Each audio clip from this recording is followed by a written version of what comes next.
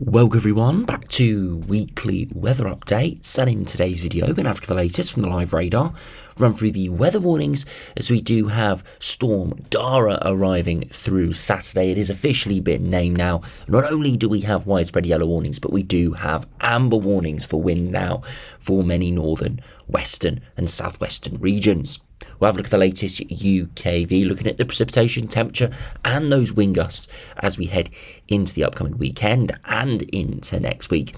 And we'll finish the video by having a look at some of the longer range charts. Of course, we are only a few weeks away now from Christmas. A real intrigue whether we'll see anything wintry in the lead up to Christmas. At the moment, it doesn't look like it's going to be chilly, potentially pretty cold into next week, but no major signs of any snow at this stage. Definitely cold, frosty, but we're still waiting for some signs of snow. We'll have to wait and see, and we'll explore that in the second half of the video. So do remember, if you enjoy my videos, which you like and subscribe, and remember to follow me on Twitter as well, the link's in the description.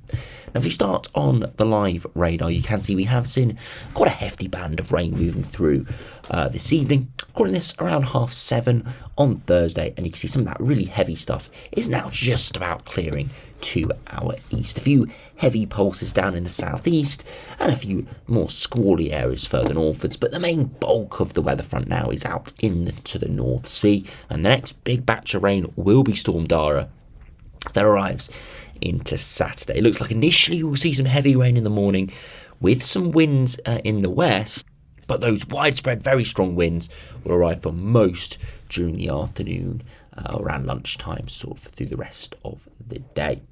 Now, we do have some colder air wrapping in around this low at the moment, so you can see it is chillier in the north, and further south and eastward it is milder. And as we have said for a number of days now, very oscillating conditions here to start December. So it was pretty cold earlier this week, going milder now, and it'll be colder once again by the end of the weekend. So if you go over to the latest weather warnings now, you can see we've got this widespread warning for wind that does expire at 3 a.m. in the morning. So not too long left for this warning, but again, it's for gusty winds as we see this squally band of precipitation moving through much of England, Wales, apart from the far northeast and the far south, covering all of Northern Ireland and a few bits to the west of Scotland. Again, nothing too severe, but medium likelihood, lower end of the impact matrix. Into Friday, look at this, we start to see more widespread warnings issued. Now, we still got that blanket wind warning issued. We see this other wind warning issued, and it is for storm Darragh, initially in the west here from 3 p.m. until 6 a.m. for Sunday, and it's for this just massive wind warning covering all of Northern Ireland, much of England, pretty much all of England, all of Wales up into Scotland. Again, we're looking at kind of 40 to 50 widely, 60 to 70 widely along coasts, and potentially up to 80 miles per hour. Not only is it the strength of the wind, but it's how relentless it will be. We've got this other warning for rain for southern Scotland here. Again, we're expecting more heavy rain for these areas, and yeah, much of southern Scotland here from storm Darragh. Again, 20-30 millimeters and heavy snow over the tops of the mountains. Then we have this warning for rain here that does cover quite a lot of areas, Northern Ireland, pretty much all of Wales, and just stretching into the West Midlands here as well. And again, 20-30 millimeters, maybe up to 50 and 60. And on top of all the wind, it will be really quite horrible. It is a bit of a mixed jumble here of weather warnings, so make sure you do check out the Met Office website for your location. Now into Saturday, we've got all those warnings issued, but the major change is amber warnings now issued for wind. This warning across Northern Ireland that stretches into northwest England, southwest Scotland, southwest England, and pretty much all of Wales here. So you can see it really along those western coasts and for Northern Ireland. We are expecting winds further eastwards as well, but initially amber warning issued for these regions. Again, we're looking at 50 to 60 widely, as we saw from the yellow warning, but it's in this location we could see 70 to 80 likely around the coast and 60 to 70 inland. So not the strongest winds we've ever seen, but nonetheless still very disruptive. Not only is it, the actual strength of the winds, but it's how relentless it will be. The warning here is spanning, a good 18 hours, so a long period of time. You can see damaging winds and disruption as this system moves in. So yeah, really lively here for much of Saturday.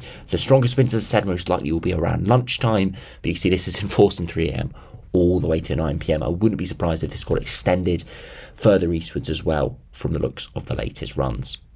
Now finally, if we do run into Sunday, we still have widespread wind warnings, and this is the same warning that comes into force through Friday. So this warning is issued from Friday at 3 p.m. all the way to 6 a.m. So regardless of the peak of Storm Darragh, we are going to be seeing lots of strong winds just around generally for most regions. The far north of Scotland looks like the one area that could escape the most severe impacts. Sometimes northern Scotland sees the most severe impacts from these systems. It does look like for Storm Darragh, at least, it will be further southwards. Wales, southwest England, northwest England, Northern Ireland looks like the areas that could be worst affected. Now, do go over to the latest UKV now. You can see that heavy rain clearing through this evening, very quickly clearing away. And by midnight, all of that rain has cleared well out into the North Sea. But then through Friday, you can see the initial weather fronts associated with Storm Darragh arriving, heavy rain arriving through Friday afternoon and really taking off through the evening. And it's on this back edge, the northern and western edge of the system. That's where the very strong winds are. So although the system arrives through Friday, the real disruption doesn't arrive until Saturday.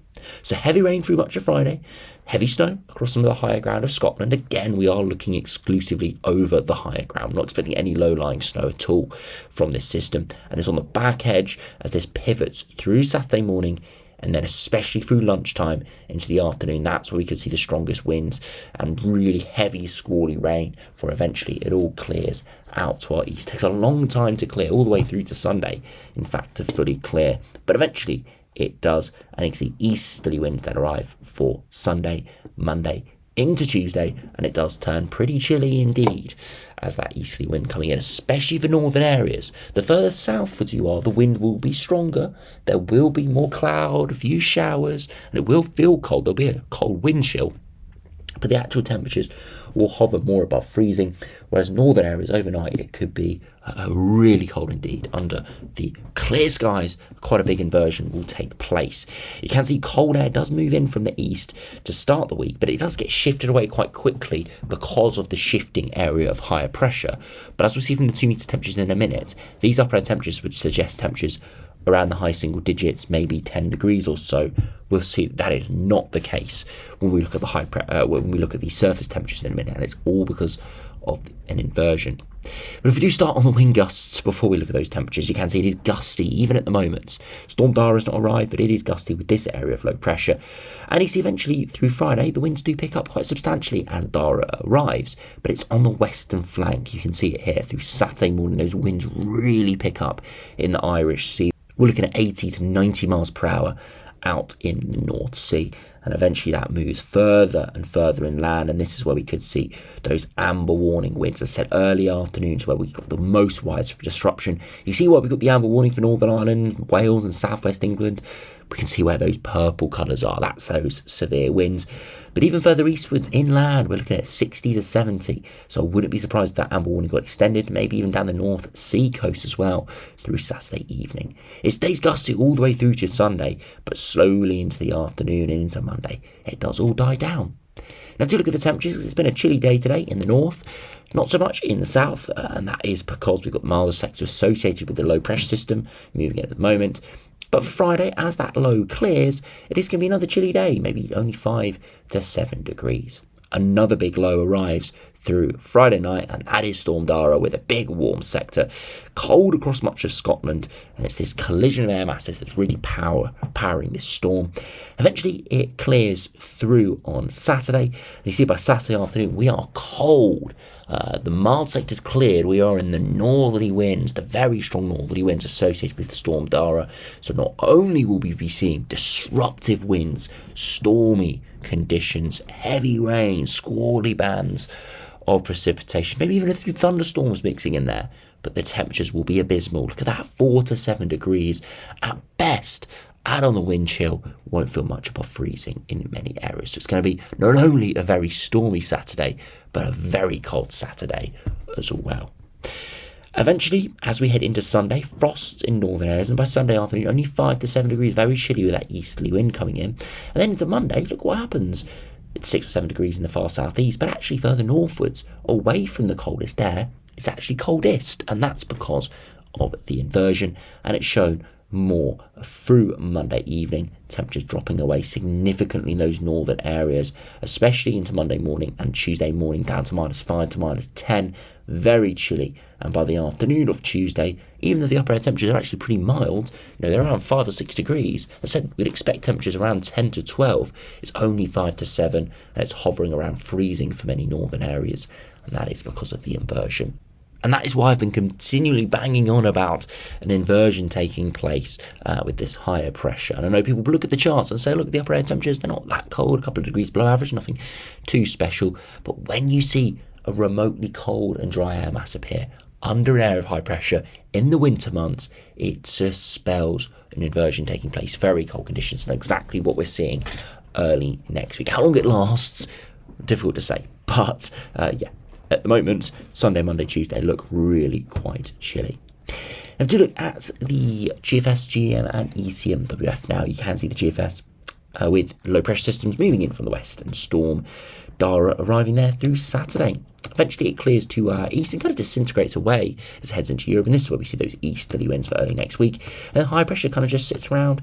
Inversion, as said, likely taking place. If we did see that wind veer more south to southwesterly for a time, it could break that inversion with some milder air moving in. But generally, high pressure looks to dominate much of next week, and eventually into the longer term, we do see something potentially a bit more unsettled once again, but also colder with a bit of high pressure blocking and high pressure ridging up towards northeast Canada. A southerly tracking jet stream, it does look unsettled but cold, so it will be chilly. Temperatures won't be much above average, and we will be looking at snow in the north, but nothing major, no major Greenland high, Icelandic high. That's still being hinted in that week leading up to Christmas and the week of Christmas.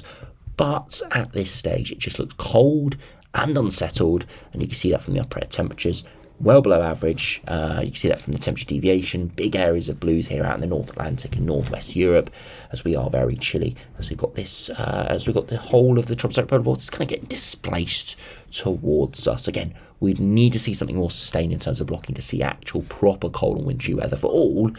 But this would deliver chilly conditions nonetheless. Frost potentially in places, and hill snow, maybe even low-lying snow in the north.